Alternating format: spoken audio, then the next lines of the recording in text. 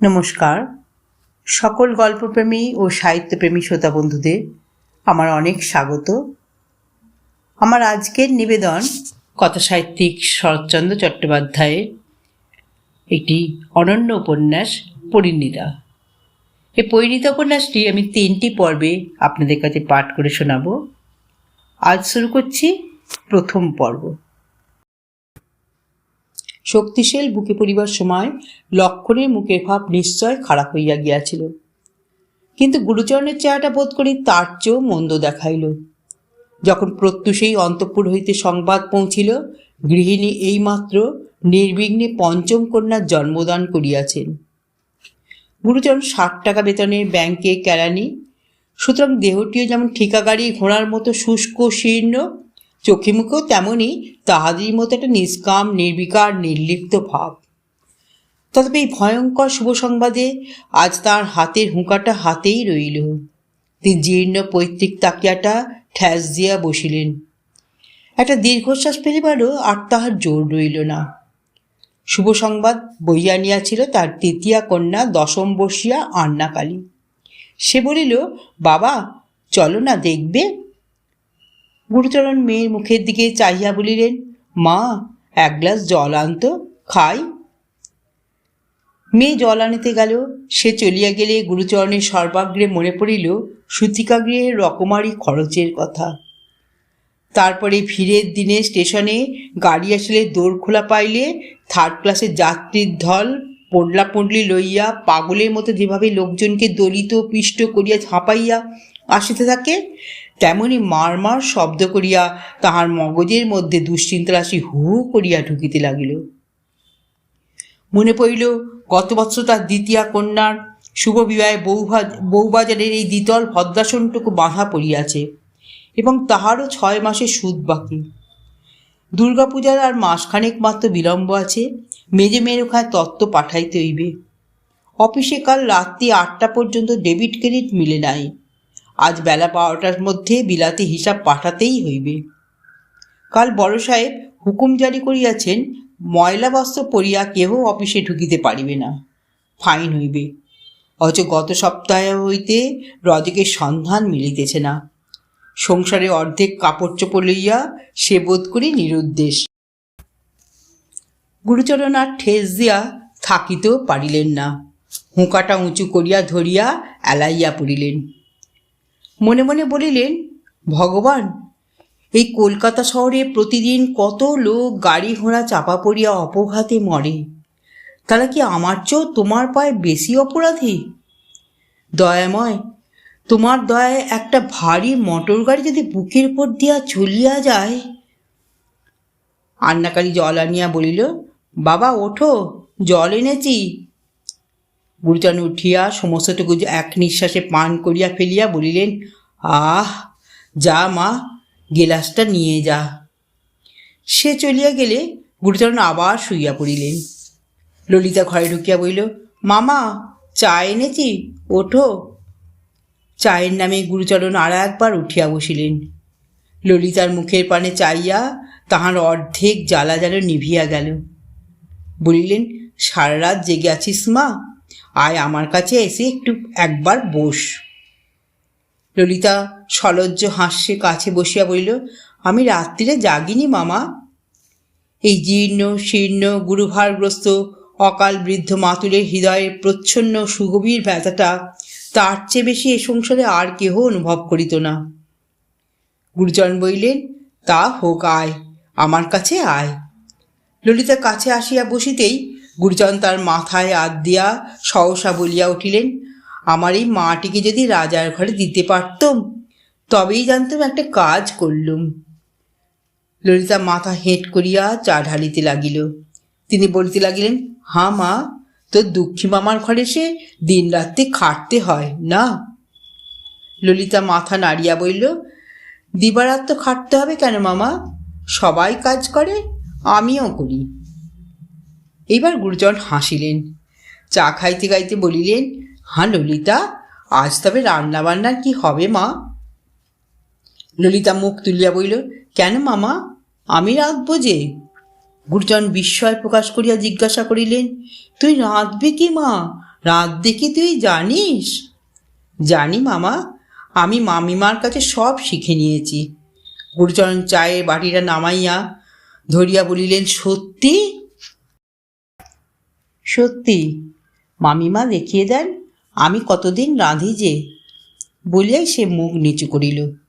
তার আনত মাথার উপর হাত রাখিয়া গুরুচরণ নিঃশব্দে আশীর্বাদ করিলেন। তাহার একটা গুরুতর দুর্ভাবনা দূর হইল। এই ঘরটি গলির উপরেই। চা পান করিতে করিতে জানলার বাইরের দৃষ্টি পড়ায় গুরুচরণ চেঁচাইয়া ডাকিয়া উঠিলেন, শেখর নাকি? শোনো শোনো। একজন দীর্ঘায়তন বলিষ্ঠ সুন্দর যুবা ঘরে প্রবেশ করিল। গুরুচরণ বলিলেন, বসো। আজ সকালে তোমার খুড়িমার কাণ্ডটা শুনেছ বোধ হয়? শেখর মৃদু হাসিয়া বলিল, কাণ্ড আর কি, মেয়ে হয়েছে তাই। গুরুচরণ একটা নিঃশ্বাস ফেলিয়া বললেন, তুমি তো বললে তাই, কিন্তু তাই যে কি সে শুধু আমিই জানি যে। শেখর কইল, ওরকম বলবেন না কাকা, খুড়িমা শুনলে বড় কষ্ট পাবেন। তাছাড়া ভগবান যাকে পাঠিয়েছেন তাকেই আদর আহ্লাদ করে ডেকে নেওয়া উচিত।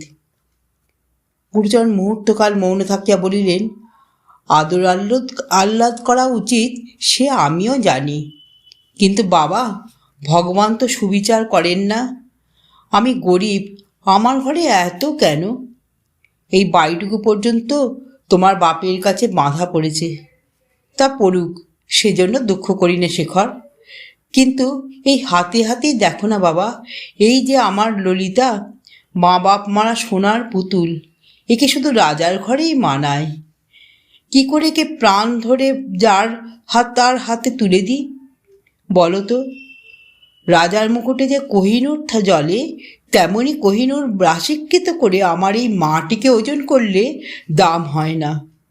কিন্তু কে তা বুঝবে? পয়সার অভাবে এমন রত্নকেও আমাকে বিলিয়ে দিতে হবে। বলো দেখি বাবা, সে সময় কীরকম শেল বুকে বাজবে?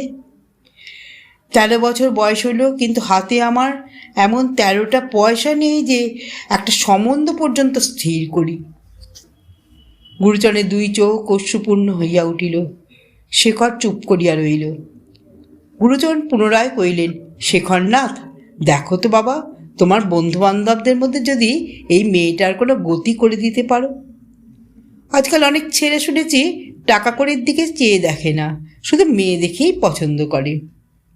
তেমনই যদি দৈবাত মিলে যায় শেখর, তাহলে বলছি আমি, আমার আশীর্বাদ দে তুমি রাজা হবে। আর কি বলবো বাবা, এ পাড়ায় তোমাদের আশ্রয়ে আমি আছি, তোমার বাবা আমাকে ছোট ভাইয়ের মতন দেখেন। শেখর মাথা নাড়িয়া বলিল, আচ্ছা, তা দেখব। গুরুচরণ বললেন, ভুলো না বাবা, দেখো, ললিতা তো 8 বছর বয়স থেকে তোমাদের কাছে লেখাপড়া শিখে মানুষ হচ্ছে। তুমি তো দেখতে পাচ্ছ ও কেমন বুদ্ধিমতী, কেমন শিষ্ট শান্ত। এক ফোঁটা মেয়ে, আজ থেকে ওই যে আমাদের রাঁধাবাড়া করবে, দেবে থবে, সমস্তই এখন ওর মাথায়। এই সময় ললিতা একটিবার চোখ তুলিয়াই নামাইয়া ফেলিল। তাহার ওষ্ঠাধরে উভয় প্রান্ত ঈষৎ প্রসারিত হইল মাত্র। গুরুচরণ একটা নিঃশ্বাস ফেলিয়া বলিলেন, ওর বাপই কি কম রোজগার করেছে, কিন্তু সমস্তই এমন করে দান করে গেল যে এই একটা মেয়ের জন্য কিছু রেখে গেল না। শেখর চুপ করিয়া রইল। গুরুচরণ নিজেই আবার বলিয়া উঠিলেন, আর রেখে গেল নাই বা বলি কি করি? সে যত লোকে যত দুঃখ ঘুচিয়েছে তার সমস্ত ফলটুকুই আমার এই মাটিকে দিয়ে গেছে। তা নইলে কি এতটুকু মেয়ে এমন অন্নপূর্ণা হতে পারে? তুমি বলো না শেখর, সত্যি কিনা? সে উঠিবার উপক্রম করিতেই গুরুচরণ জিজ্ঞাসা করিয়া উঠিলেন, এমন সকালেই কোথায় যাচ্ছ? শেখর বলিল, ব্যারিস্টারের বাড়ি, একটা কেস আছে। বলিয়া উঠিয়া দাঁড়াইতে গুরুচরণ আর একবার স্মরণ করাইয়া বলিলেন, কথাটা একটু মনে রেখো বাবা। ও একটু শ্যামবর্ণ বটে, কিন্তু চোখ মুখ এমন হাসি, এত দয়া মায়া, পৃথিবীতে খুঁজে বেড়ালেও কেউ পাবে না। শেখর মাথা নাড়িয়া হাসি মুখে বাইর হইয়া গেল। এই ছেলেটির বয়স 25-26। MA পাশ করিয়া এতদিন শিক্ষানবিশি করিতেছিল। গত বছর হইতে অ্যাটর্নি হইয়াছে। তাহার পিতা নবীন রায় গুড়ের কারবারে লক্ষপতি হইয়া কয়েক বৎসর হইতে ব্যবসা ছাড়িয়া দিয়া ঘরে বসিয়া তেজালতি করিতেছিলেন। বড় ছেলে অবিনাশ উকিল, ছোট ছেলে এই শেখরনাথ। তার প্রকাণ্ড তেতলা বাড়ি পাড়ার মাথায় উঠিয়াছিল এবং ইহার একটা খোলা ছাদের সহিত গুরুচরণের ছাদটা মিশিয়া থাকায় উভয় পরিবারের অত্যন্ত আত্মীয়তা জন্মিয়াছিল। বাড়ির মেয়েরা এই পথেই যাতায়াত করিত। শ্যামবাজারে এক বড়লোকের ঘরে বহুদিন হইতেই শেখরের বিবাহের কথাবার্তা চলিতেছিল। সেদিন তাহারা দেখিতে আসিয়া আগামী মাঘের কোনো শুভদিন স্থির করিয়া যাইতে চাইলেন, কিন্তু শেখরের জয়নে স্বীকার করিলেন না। ঝিকে দিয়া বলিয়া পাঠাইলেন, ছেলে নিজে দেখিয়া পছন্দ করিলে তবে বিবাহ দিব। নবীন রায়ের চোখ ছিল শুধু টাকার দিকে। তিনি গৃহিণীর এই গোলমেলে কথায় অপ্রসন্ন হইয়া বলিলেন, এ আবার কি কথা? মেয়ে তো দেখাই আছে, কথাবার্তা পাকা হয়ে যাক, তারপরে আশীর্বাদ করার দিন ভালো করে দেখলেই হবে। তথাপি গৃহিণী সম্মত হইলেন না, পাকা কথা কইতে দিলেন না। নবীন রায় সেদিন রাগ করিয়া অনেক বেলায় আহার করিলেন এবং দিবানিদ্রাটা বাইরের ঘরেই দিলেন। শেখরনাথ লোকটা কিছু শৌখিন। সে তেতলার যে ঘরটিতে থাকে সেটি অতিশয় সুসজ্জিত। দিন 5-6 পরে একদিন অপরাহ্ন বেলায় সে সেই ঘরের বড় আয়নার সম্মুখে দাঁড়াইয়া মেয়ে দেখিতে যাইবার জন্য প্রস্তুত হইতেছিল। ললিতা ঘরে ঢুকিল। ক্ষণকাল নিঃশব্দে চাহিয়া থাকিয়া জিজ্ঞাসা করিল, বউ দেখতে যাবে না? শেখর ফিরিয়া চাহিয়া বলিল, এই যে, কই বেশ করে সাজিয়ে দাও দেখি, বউ যাতে পছন্দ করে। ললিতা হাসিল, বলিল, এখন আমার সময় নেই শেখরদা, আমি টাকা নিতে এসেছি বলিয়া বালিশের তলা হইতে চাবি লইয়া একটা দেরাজ খুলিয়া গনিয়া গনিয়া গুটি কয়েক টাকা আঁচলে বাঁধিয়া যেন কতকটা নিজেই মনেই বলিল, টাকা তো দরকার হলেই নিয়ে যাচ্ছি, কিন্তু এ শোধ হবে কি করে? শেখর চুলের এক পাশে বুরুজ দিয়া সযত্নে উপরের দিকে তুলিয়া দিয়া ফিরিয়া দাঁড়াইয়া বলিল, শোধ হবে না হচ্ছে। ললিতা বুঝিতে পারিল না, চাহিয়া রইল। শেখর বলিল, চেয়ে রইলে, বুঝতে পারলে না? ললিতা মাথা নাড়িয়া বলিল, না, আরও একটু বড় হও, তখন বুঝতে পারবে, বলিয়া শেখর জুতা পায়ে দিয়া বাইর হইয়া গেল। রাত্রে শেখর একটা কোচির পর চুপ করিয়া শুইয়াছিল। মা আসিয়া ঘরে ঢুকিলেন। সে তাড়াতাড়ি উঠিয়া বসিল। মা একটা চৌকির পর বসিয়া পড়িয়া বলিলেন, মেয়ে কিরকম দেখে এলি রে? শেখর মায়ের মুখের দিকে চাহিয়া বলিল, বেশ। শেখরের মায়ের নাম ভুবনেশ্বরী। বয়স প্রায় 50-এর কাছে আসিয়াছিল, কিন্তু এমনই সুন্দর তাহার দেহের বাঁধন যে দেখিলে 35-36-এর অধিক মনে হইত না। আবার এই সুন্দর আবরণের মধ্যে যে মাতৃদেহটি ছিল তাহাও আরও নবীন, আরও কোমল।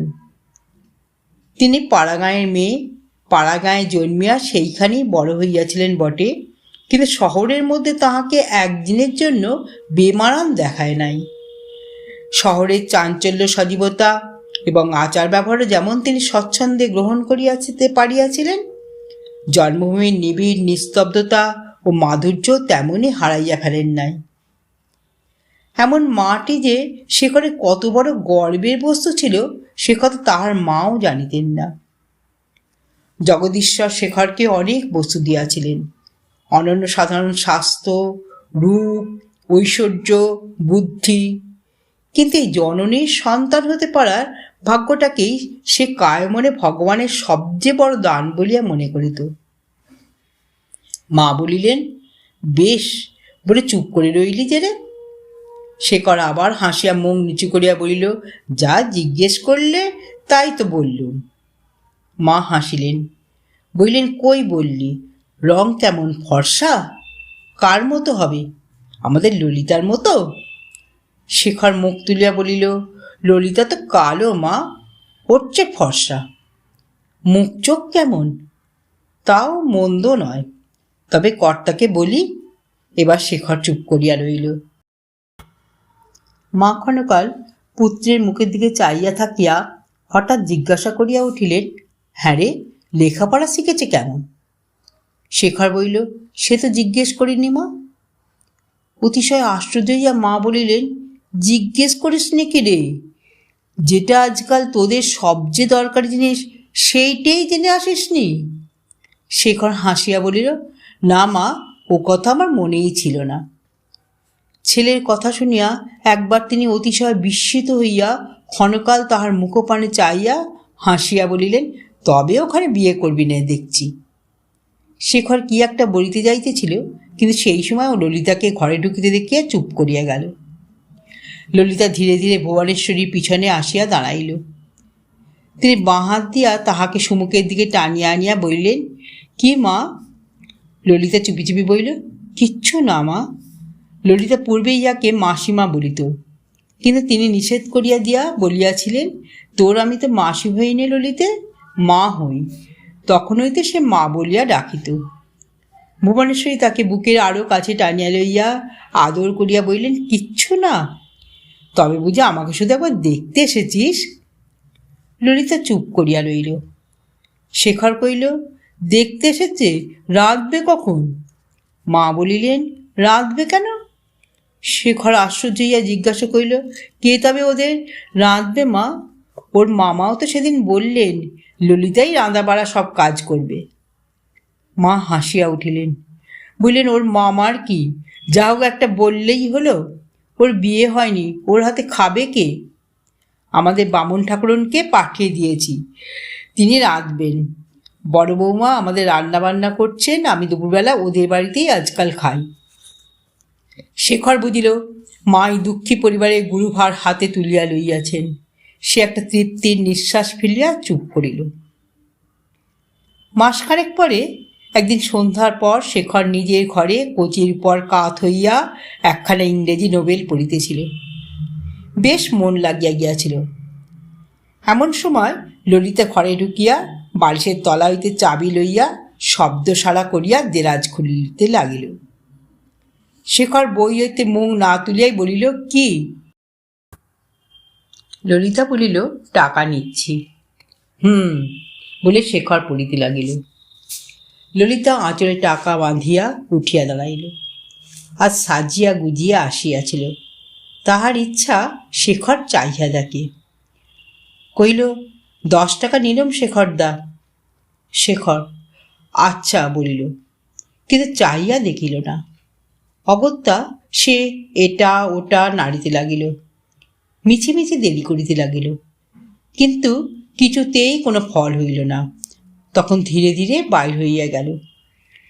কিন্তু গেলেই তো চলে না, আবার তাকে ফিরিয়া আসিয়া দোরগোড়া দাঁড়াইতে হইল। আজ তারা থিয়েটার দেখিতে যাইবে। শেখরে বিনা হুকুমে সে যে কোথাও যাইতে পারে না, ইহা সে জানিত।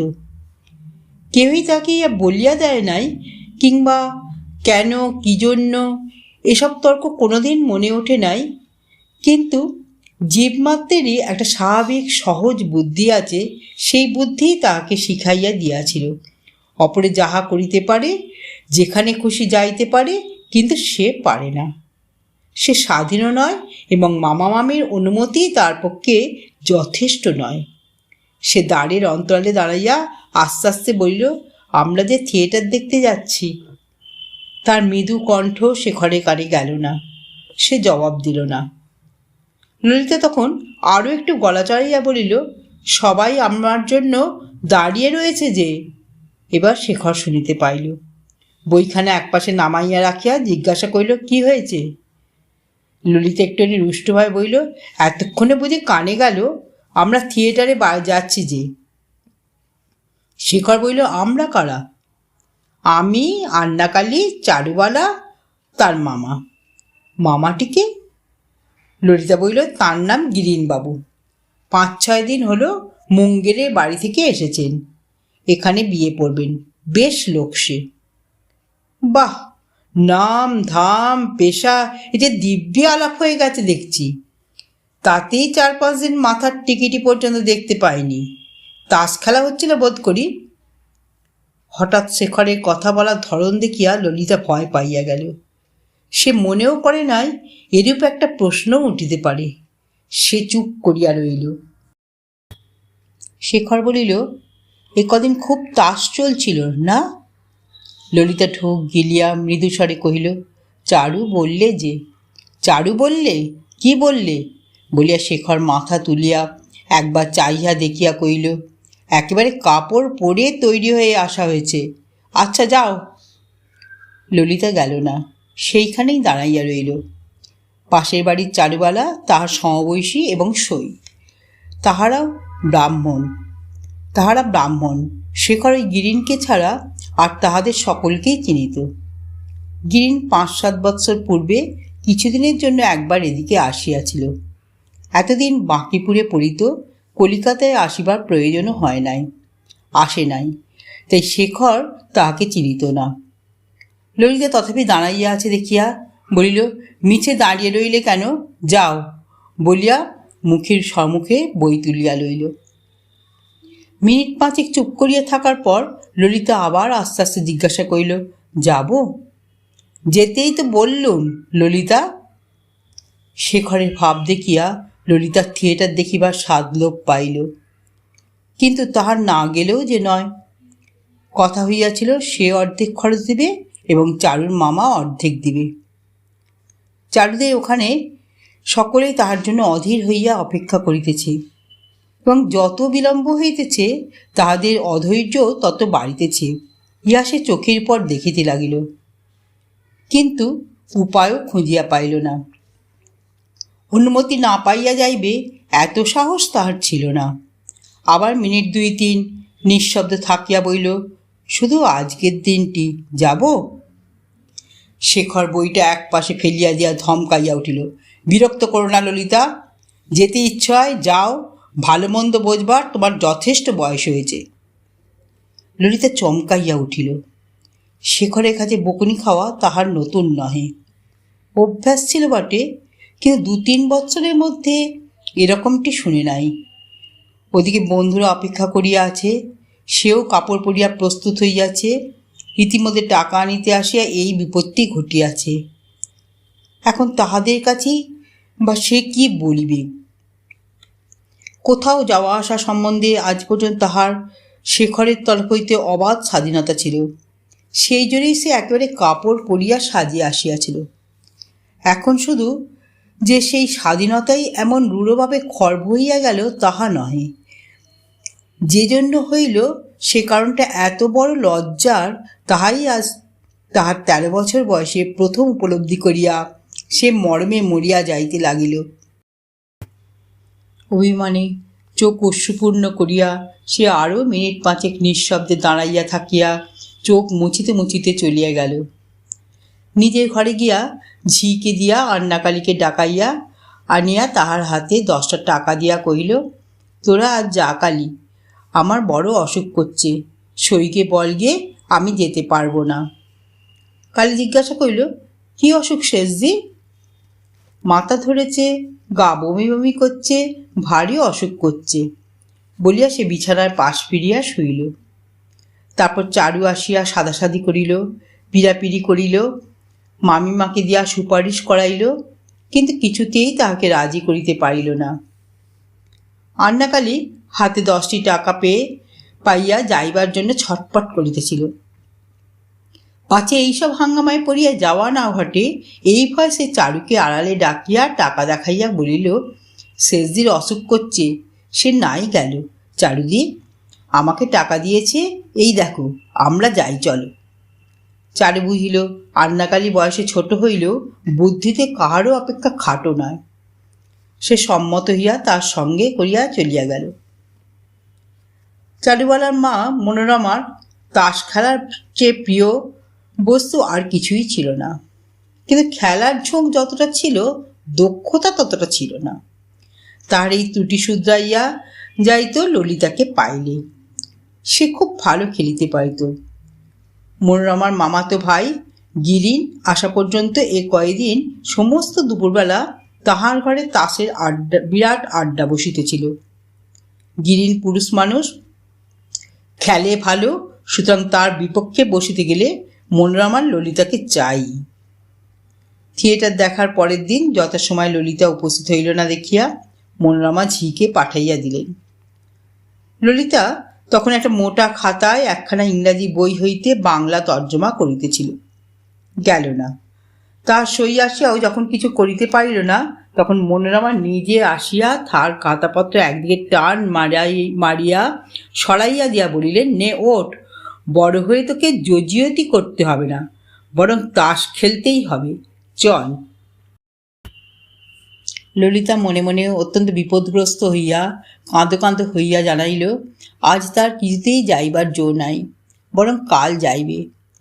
মনোরমা কিছুতেই শুনিলেন না। অবশেষে মামিমাকে জানাইয়া তুলিয়া লইয়া গেলেন।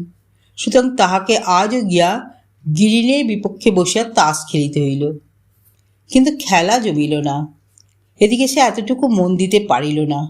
সমস্ত সময়টা আর হইয়া রইল এবং বেলা না পড়িতেই উঠিয়া পড়িল। যাইবার সময় গিরিন বলিল, রাত্রে আপনি টাকা পাঠিয়ে দিলেন, কিন্তু গেলেন না, কাল আবার যাই, চলুন। ললিতা মাথা নাড়িয়া মৃদুকণ্ঠে বলিল, না, আমার বড় অসুখ করেছিল। গিরিন হাসিয়া বলিল, এখন তো অসুখ সেরেছে, চলুন, কাল যেতে হবে। না না, কাল আমার সময় হবে না, বলিয়া ললিতা দ্রুত পদে প্রস্থান করিল। আর শুধু যে শেখরের ভয় তার খেলায় মন লাগে নাই তাহা নহে, তার নিজেরও ভারী লজ্জা হইতেছিল। শেখরের বাটির মতো এই বাটিতেও সে ছেলেবেলা হইতে আসা যাওয়া করিয়াছে এবং ঘরের লোকের মতোই সকলের সম্মুখে বাইর হইয়াছে। তাই চারুর মামার সম্মুখেও বাইর হইতে কথা বলিতে প্রথম হইতে তাহার পর দ্বিধা হয় নাই। কিন্তু আজ গিরিনের সম্মুখে বসিয়া সমস্ত খেলার সময়টা কেমন করিয়া না তার কেবলই মনে হইতেছিল এই কয়েকদিনের পরিচয়ই গিরিন তাকে একটি বিশেষ প্রীতির চোখে দেখিতেছে। পুরুষের প্রীতির চক্ষু যে এত বড় লজ্জার বস্তু তা সে ইতিপূর্বে কল্পনাও করে নাই। বাড়িতে একবার দেখা দিয়াই সে তাড়াতাড়ি ও বাড়িতে শেখরের ঘরে গিয়া ঢুকিল এবং একেবারে কাজে লাগিয়া গেল। ছেলেবেলা হইতে এই ঘরের ছোটোখাটো কাজগুলি তাহাকেই করিতে হইত। বই প্রভৃতি গুছাইয়া তুলিয়া রাখা, টেবিল সাজাইয়া দেওয়া, দোয়াত কলম ঝাড়িয়া মুছিয়া ঠিক করিয়া রাখা, এ সমস্ত সে না করিলে আর কেহ করিত না। 6-7 দিনের অবহেলায় অনেক কাজ জমিয়া গিয়াছিল। সেই সমস্ত ত্রুটি শেখরে ফিরিয়া আসিবার পূর্বেই নিঃশেষ করিয়া ফেলিতে কোমর বাঁধিয়া লাগিয়া গেল। ললিতা ভুবনেশ্বরীকে মা বলিত। সময় পাইলেই কাছে কাছে থাকিত এবং সে নিজে কাহাকেও পর মনে করিত না বলিয়া এ বাড়িতে তাহাকেও কেহ পর মনে করিত না। 8 বছর বয়সে মা বাপ হারাইয়া মামার বাড়িতে প্রবেশ করিয়াছিল। তখন হইতে সে ছোট বোনটির মতো শেখরের আশেপাশে ঘুরিয়া তাহার কাছে লেখাপড়া শিখিয়া মানুষ হইতেছে। সে যে শেখরের বিশেষ স্নেহের পাত্রী তাহা সবাই জানিত। শুধু সেই স্নেহ যে এখন কোথায় উঠিয়াছে তাহাই কেহ জানিত না, ললিতাও না। শিশুকাল হইতে শেখরের কাছে তাহাকে এইভাবে এত অপর্যাপ্ত আদর পাইতে সবাই দেখিয়া আসিয়াছে যে আজ পর্যন্ত তার কোনো আদরই কাহারও চোখে বিসদৃশ্য বোধ হয় না, কিংবা কোনো ব্যবহারই কাহারও দৃষ্টি আকর্ষণ করে না বলিয়াই সে যে কোনো দিন বধূরূপে গিয়ে প্রতিষ্ঠিত হতে পারে সে সম্ভাবনাও কাহারও মনে উদয় হয় নাই। ললিতাদের বাড়িতেও হয় নাই, ভুবনেশ্বরীর মনেও হয় নাই। ললিতা ভাবিয়া রাখিয়াছিল কাজ শেষ করিয়া শেখর আসিবার পূর্বেই চলিয়া যাইবে, কিন্তু অন্যমনস্ক ছিল বলিয়া ঘড়ির দিকে নজর করে নাই। হঠাৎ দ্বারের বাইরে জুতোর মশমশ শব্দ শুনিয়া মুখ তুলিয়াই একপাশে সরিয়া দাঁড়াইল। শেখর ঘরে ঢুকিয়াই বলিল, এই যে, কাল তাহলে ফিরতে কত রাত হলো? ললিতা জবাব দিল না। শেখর একটা গদিয়াটা আরাম চৌকির পর হেলান দিয়া শুইয়া পড়িয়া বলিল, ফেরা হলো কখন? 2টো? 3টে? মুখে কথা নেই কেন? ললিতা তেমনি চুপ করিয়া দাঁড়াইয়া রইল। শেখর বিরক্ত হইয়া বলিল, নিতে যাও, মা ডাকছেন। ভুবনেশ্বরী ভাঁড়ের সম্মুখে বসিয়া জল খাবার সাজাইতেছিলেন। ললিতা কাছে আসিয়া বলিল, ডাকছিলে মা? ওই ডাকিনি তো, বলিয়া মুখ তুলিয়া তার মুখের পানে চাহিয়া রইলেন। চাহিয়া বলিলেন, মুখখানি এখন শুকনো কেন ললিতে? কিছু খাসনি বুঝি এখনো? ললিতা ঘাড় নাড়িল। ভুবনেশ্বরী বলিলেন, আচ্ছা, যা তোর দাদাকে খাবার দিয়ায়, আমার কাছে আয়। ললিতা খাবার হাতে করিয়া খানিক পরে উপরে আসিয়া দেখিল তখনও শেখর তেমনিভাবে চোখ বুজিয়া পড়িয়া আছে। অফিসের পোশাকও ছাড়ে নাই, হাত মুখও ধোয়ে নাই। কাছে আসিয়া আস্তে আস্তে বলিল, খাবার এনেছি। শেখর চাইয়া দেখিল না, বলিল, কোথাও রেখে দিয়ে যাও। ললিতা রাখিয়া দিল না, হাতে করিয়া চুপ করিয়া দাঁড়াইয়া রইল। শেখর না চাইয়াও বুঝিতেছিল ললিতা যায় নাই, দাঁড়াইয়া আছে। মিনিট 2-3 নিঃশব্দে থাকিয়া বলিল, কতক্ষণ দাঁড়িয়ে থাকবে ললিতা? আমার দেরি আছে, রেখে নিচে যাও। ললিতা চুপ করিয়া দাঁড়াইয়া মনে মনে রাগিতেছিল। মৃদুস্বরে বলিল, থাক দেরি, আমার নিচে কোনো কাজ নেই। শেখর চোখ চাইয়া হাসিয়া বলিল, এই যে কথা বেরিয়েছে, নিচে না কাজ থাকে ও বাড়িতে আছে তো? তাও না থাকে তার বরের বাড়িতেও আছে তো? বাড়িতে তোমার একটি নয় ললিতে? নয় তো, বলিয়া রাগ করিয়া ললিতা খাবারের থালাটা দুম করিয়া টেবিলে রাখিয়া দিয়া হনন করিয়া বাইর হইয়া গেল। শেখর চেঁচাইয়া বলিল, সন্ধ্যার পর একবার এসো। 100 বার আমি ওপর নিচে করতে পারি নে, বলিয়া ললিতা চলিয়া গেল। নিচে আসিবা মাত্রই মা বলিলেন, দাদাকে তোর খাবার দিয়ে এলি, পান দিয়ে এলি রে? আমার খিদে পেয়েছে মা, আমি আর পারি নে, আর কেউ দিয়ে আসুক, বলিয়া ললিতা বসিয়া পড়িল। মা তাহার রুষ্ট মুখের পানে চাইয়া একটু হাসিয়া বলিলেন, আচ্ছা, তুই খেতে বস, ঝিকে পাঠিয়ে দিচ্ছি। ললিতা প্রত্যুত্তর না করিয়া খাইতে বসিয়া গেল। সে থিয়েটার দেখিতে যায় নাই, তবু শেখর তাকে বকিয়াছিল, এই রাগে সে 4-5 দিন শেখরকে দেখা দেয় নাই। অথচ সে অফিসে চলিয়া গেলে দুপুরবেলা গিয়া ঘরে কাজ করিয়া দিত। শেখর নিজের ভুল বুঝিতে পারিয়া তাকে 2 দিন ডাকিয়া পাঠিয়াছিল, তথাপি সে যায় নাই। এ পাড়ার একজন অতি বৃদ্ধ ভিক্ষুক মাঝে মাঝে ভিক্ষা করিতে আসিত। তাহার উপর ললিতার বড় দয়া ছিল। আসিলেই তাহাকে একটি করিয়া টাকা দিত। টাকাটি হাতে পাইয়া সে যে সমস্ত অপূর্ব এবং অসম্ভব আশীর্বাদ উচ্চারণ করিতে থাকিত, সেইগুলি শুনিতে সে অতিশয় ভালোবাসিত। সে বলিত, ললিতা পূর্বজন্মে তাহা আপনার মা ছিল, এবং ইয়া সে ললিতাকে দেখিবা মাত্রই কেমন করিয়া চিনিতে পারিয়াছিল। সে বুড়া ছেলেটি তার আজ সকালেই দ্বারে আসিয়া উচ্চকণ্ঠে ডাক দিল, আমার মা জননী কোথায় গো? সন্তানের আহ্বানে ললিতা আজ কিছু বিব্রত হইয়া পড়িল। এখন শেখর ঘরে আছে, সে টাকা আনিতে যায় কিরূপে? এদিক সেদিক চাইয়া মামির কাছে গেল। মামি এইমাত্র ঝির সহিত বকাবকি করিয়া বিরক্ত মুখে রাঁধিতে বসিয়াছিলেন। তাহাকে কিছু না বলিতে পারিয়া সে মুখ বাড়াইয়া দেখিল ভিক্ষুক দোরগোড়ায় লাঠিটি ঠেস দিয়া রাখিয়া বেশ চাপিয়া বসিয়াছে। ইতিপূর্বে ললিতা কখনো তাহাকে নিরাশ করে নাই, আর শুধু হাতে ফিরাইয়া দিতে তার মন চাইল না। ভিক্ষুক আবার ডাক দিল।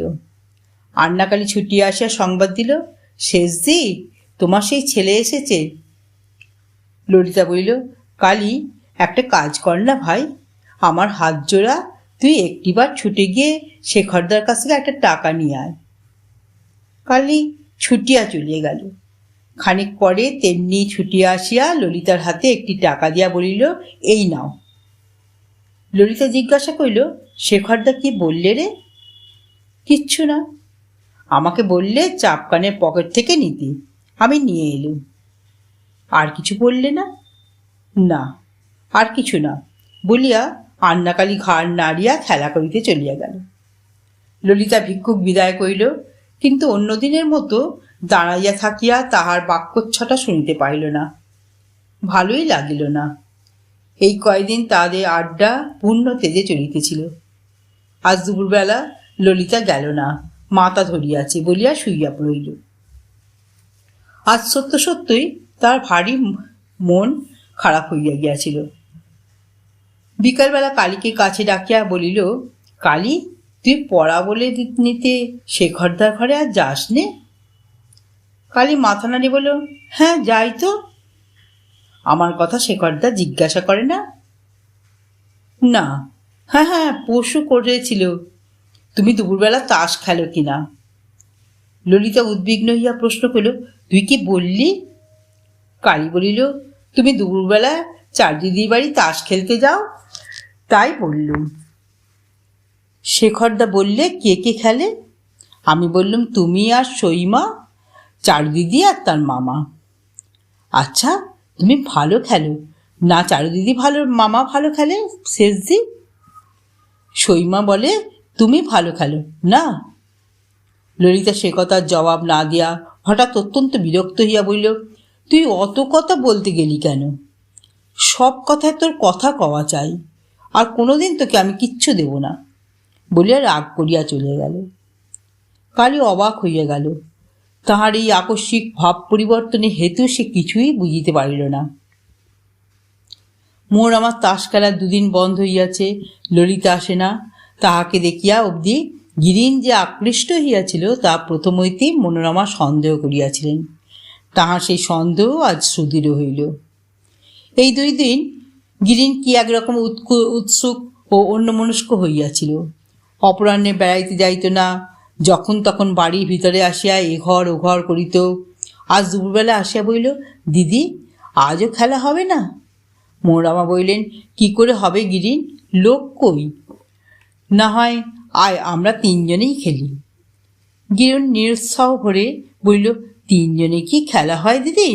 ও বাড়ির ললিতাকে একবার ডাকতে পাঠাও না। সে আসবে না। গিরিন বিমর্ষ হইয়া কহিল, কেন আসবে না? ওদের বাড়িতে মানা করে দিয়েছে বোধ হয় না? মনোরমা ঘাড় নাড়িয়া বললেন, না, ওর মামা মামি সেরকম মানুষ নয়, সে নিজেই আসে না। গিরিন হঠাৎ খুশি হইয়া বলিল, তাহলে তুমি নিজে আজ একবার গেলেই আসবে। কথাটা বলিয়া ফেলিয়া সে নিজের মনেই ভারী অপ্রতিভ হইয়া গেল। মনোরমা হাসিয়া ফেলিলেন, আচ্ছা তাই যাই বলিয়া চলিয়া গেলেন এবং খানিক পরে ললিতাকে ধরিয়া আনিয়া তাস পাড়িয়া বসিলেন। 2 দিন খেলা হয় নাই, আজ অল্প সময়ের মধ্যে বেশ জমিয়া গেল। ললিতারা জিতিতেছিল। 2 ঘণ্টা পরে সহসা কালী আসিয়া দাঁড়াইয়া বলিল, শেষদি, শেখরদা ডাকছেন, জলদি। ললিতার মুখ পাণ্ডুর হইয়া গেল। তাস দেয়া বন্ধ করিয়া বলিল, শেখরদা অফিসে যাননি? কি জানি, চলে এসেছেন বলিয়া সে ঘাড় নাড়িয়া প্রস্থান করিল। ললিতা তাস রাখিয়া দিয়া মনোরমার মুখপানে চাইয়া কুণ্ঠিতভাবে বলিল, যাই সইমা। মনোরমা তার হাত ধরিয়া বলিলেন, সে কি রে, আর 2 হাত দেখে যা। ললিতা ব্যস্ত হইয়া দাঁড়াইয়া বলিল, না সইমা, ইনি তাহলে বড় রাগ করবেন বলিয়া দ্রুতপদে চলিয়া গেল। গিরিন প্রশ্ন করিল, শেখরদা আবার কে দিদি? মনোরমা বলিলেন, ওই যে সুমুখের ফটকওয়ালা বাড়িটা। গিরিন ঘাড় নাড়িয়া বলিল, ও ওই বাড়ি? নবীনবাবু ওদের আত্মীয় বুঝি? মনোরমা মেয়ের মুখের পানে চাইয়া একটুখানি হাসিয়া বলিলেন, আত্মীয় কেমন? ললিতাদের ওই ভিটেটুকু পর্যন্ত বুড়ো আত্মসাৎ করবার ফিকিরে আছেন। গিরিন আশ্চর্য হইয়া চাহিয়া রইল। মনোরমা তখন গল্প করিতে লাগিলেন, কেমন করিয়া গত বৎসর টাকার অভাবে গুরুচরণবাবুর মেজে মেয়ের বিবাহ হইতেছিল না, পরে অসম্ভব সুদে নবীন রায় টাকা ধার দিয়া বাড়িখানি বাঁধা রাখিয়াছেন। এ টাকা কোনোদিন শোধ হইবে না এবং অবশেষে বাড়িটা নবীন রায় গ্রহণ করিবেন। মনোরমা সমস্ত কথা বলিয়া পরিশেষে মন্তব্য প্রকাশ করিলেন, বুড়োর আন্তরিক ইচ্ছা গুরুচরণবাবুর ভাঙা বাড়িটা ভাঙিয়া ফেলিয়া ওইখানে ছোট ছেলে শেখরের জন্য একটি বড় রকমের বাড়ি তৈরি করেন। 2 ছেলে 2 আলাদা বাড়ি, মতলব মন্দ নয়। ইতিহাস শুনিয়া গিরিনে ক্লেশ বোধ হইতেছিল। জিজ্ঞাসা করিল, আচ্ছা দিদি, গুরুচরণবাবুর আরও তো মেয়ে আছে, তাদেরই বা বিয়ে কি করে দেবেন? মনোরমা বললেন, নিজের তো আছেই, তাছাড়া ললিতা, ওর বাপ মা নেই, সমস্ত ভার ওই গরিবের ওপর। বড় হয়ে উঠেছে, এই বছরের মধ্যে বিয়ে না দিলেই নয়। ওদের সমাজে সাহায্য করতে কেউ নেই, জাত নিতে সবাই আছে। আমরা বেশ আছি গিরিন। গিরিন চুপ করিয়া রইল। তিনি বলিতে লাগিলেন, সেদিন ললিতার কথা নিয়েই ওর মামি আমার কাছে কেঁদে ফেললে। কি করে যে কি হবে তার কিছুই স্থির নেই। ওর ভাবনা ভেবেই গুরুজনবাবুর পেটে অন্ন জল যায় না। হ্যাঁ গিরিন, মুঙ্গেরে তোদের কোনো বন্ধুবান্ধব এমন নেই যে শুধু মেয়ে দেখে বিয়ে করে? অমন মেয়ে কিন্তু পাওয়া শক্ত। গিরিন বিষণ্ণভাবে মৃদু হাসিয়া বলিল, বন্ধুবান্ধব আর পাবো কোথায় দিদি? তবে টাকা দিয়ে আমি সাহায্য করতে পারি। গিরিনের পিতা ডাক্তারি করিয়া অনেক টাকা এবং বিষয় সম্পত্তি রাখিয়া গিয়াছেন। সে সমস্তরই এখন সে মালিক। মৌরামা বললেন, টাকা তুই ধার দিবি? ধার আর কি দেব দিদি, ইচ্ছায় উনি শোধ দেবেন, না হয় নাই দেবেন। মৌরামা বিস্মিত হইলেন, বললেন, তোর টাকা দিয়ে লাভ? ওরা আমাদের আত্মীয়ও নয়, সমাজের লোকও নয়, এমনি কে কাকে টাকা দেয়? গিরিন তার বোনের মুখের পানে চাইয়া হাসিতে লাগিল। তারপরে কহিল, সমাজের লোক নাই হলেন, বাঙালি তো। ওর একান্ত অভাব, আর আমার বিস্তর রয়েছে। তুমি একবার বলে দেখো না দিদি, উনি যদি নিতে রাজি হন আমি দিতে পারি। ললিতা তাঁদেরও কেউ নয়, আমাদেরও কেউ নয়। তার বিয়ের সমস্ত খরচ না হয় আমিই দেব। তাহার কথা শুনিয়া মনোরমা বিশেষ সন্তুষ্ট হইলেন না।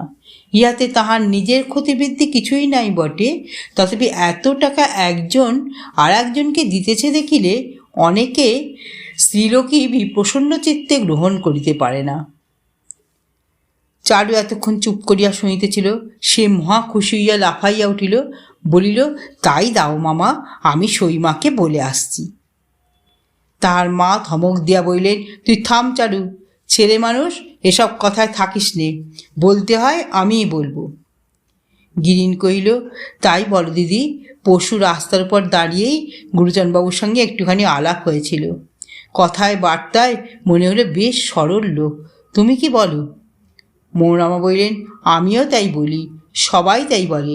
ওরা স্বামী স্ত্রী দুজনেই বড় সাদাসিধে মানুষ। সেই জন্যই তো দুঃখ হয় গিরিন, অমন লোকটিকে হয়তো বাড়িঘর ছেড়ে নিরাশ্রয় হতে হবে।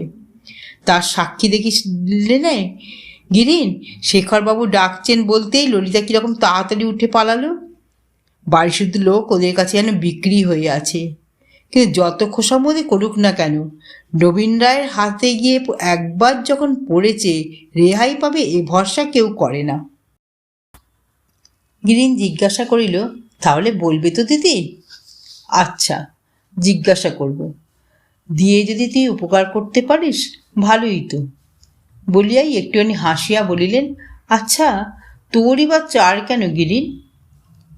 চার আর কি দিদি, দুঃখে কষ্টে পরস্পরের সাহায্য করতেই হয় বলিয়া সে ঈষৎ সলজ্জ মুখে প্রস্থান করিল। দ্বারের বাইরে গিয়াই আবার ফিরিয়া আসিয়া বসিল। তার দিদি বলিলেন, আবার বসলি যে? গিরিন হাসি মুখে বলিল, অত যে কাঁদনি গাইলে দিদি, হয়তো সব সত্যি নয়। মৌরামা বিস্মিত হইয়া বললেন, কেন? গিরিন বইতে লাগিল, ওদের ললিতা যেরকম টাকা খরচ করে সে তো দুঃখের মতো মোটেই নয় দিদি। সেদিন আমরা থিয়েটার দেখতে গেলুম, ও নিজে গেল না, শুধু তবু 10 টাকা ওর বোনকে দিয়ে পাঠিয়ে দিলে। চারুকে জিজ্ঞেস করো না কীরকম খরচ করে।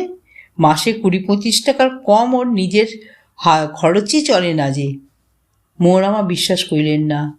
চারু বলিল, সত্যি মা, ও সব শেখরবাবুর টাকা। শুধু এখন নয়, ছেলেবেলা থেকে সৈয়দ শেখরদার আলমারি খুলে টাকা নিয়ে আসে, কেউ কিছু বলে না। মৌরামা মেয়ের দিকে চাহিয়া সন্দিগ্ধভাবে জিজ্ঞাসা করিলেন, টাকা আনে শেখরবাবু জানেন?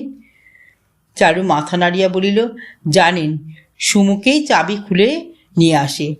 গেল মাসে আন্নাকালীর পুতুলের বিয়েতে অত টাকা কে দিলে? সবই তো সেই দিলে। মৌরামা ভাবিয়া বলিলেন, কি জানি, কিন্তু এ কথাও ঠিক বটে, বুড়োর মতো ছেলেরা অমন চামার নয়। ওরা সব মায়ের ধাত পেয়েছে, তাই দয়া ধর্ম আছে। তাছাড়া ললিতা মেয়েটি খুব ভালো, ছেলেবেলা থেকে কাছে কাছে থাকে, দাদা বলে ডাকে, তাই ওকে মায়া মমতাও সবাই করে। হ্যাঁ চারু, তুই তো যাওয়া আসা করিস, ওদের শেখরের এই মাঘ মাসে নাকি বিয়ে হবে, শুনেছি বুড়ো অনেক টাকা পাবে। চারু বলল, হ্যাঁ মা, এই মাঘ মাসেই হবে, সব ঠিক হয়ে গেছে। পরিণীতা উপন্যাসে প্রথম পর্ব আজ এখানেই সমাপ্ত হলো। উপন্যাসের পরবর্তী অংশ নিয়ে খুব শীঘ্রই আমি আপনাদের কাছে চলে আসছি। আপনারা সবাই খুব ভালো থাকবেন। শুভরাত্রি।